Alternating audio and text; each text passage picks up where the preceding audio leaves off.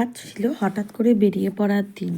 কোথায় যাচ্ছি কিছু না জেনেই মানিদির সাথে চলে গেছিলাম কাঠারি বাবার মন্দিরে বা আশ্রমে। সেখানে গিয়ে প্রভুর অদ্ভুত লীলা খেলা, তার 10 অবতার সব কিছুরই প্রায় দর্শন করলাম খুব সুন্দরভাবে। দক্ষিণেশ্বর থেকে মাত্র 5 মিনিটের বা 10 মিনিটের হাতে সময় নিলেই তুমি আরামসে পৌঁছে যাবে এই মিনি বৃন্দাবনে। তুমি যদি গিয়ে একবার বলো কাঠারি বাবার আশ্রম অথবা বৃন্দাবনে যাব, তুমি কিন্তু দক্ষিণেশ্বর স্টেশনের থেকে বেরিয়ে ডান দিকের টোটো ধরে একদম চলে যেতে পারো এই বৃন্দাবনে।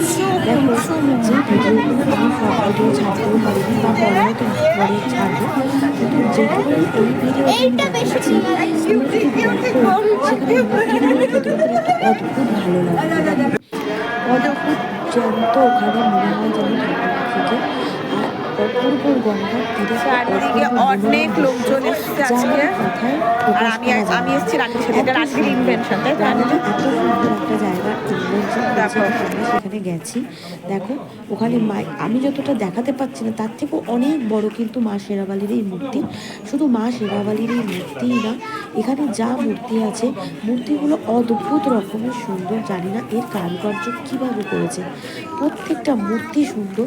সব কিছু হয়তো দেখাতে পারছি না, সবসময় ক্যামেরা নিয়ে তুলতে পারছি না, মানুষজনের খুব ভিড়, ঠিক আছে। আর সব মূর্তি উপরে যে বড় বড় মূর্তি রাখা, নিচে ভগবানের সুন্দর মানে গুছিয়ে সব জায়গায় মূর্তি রাখা।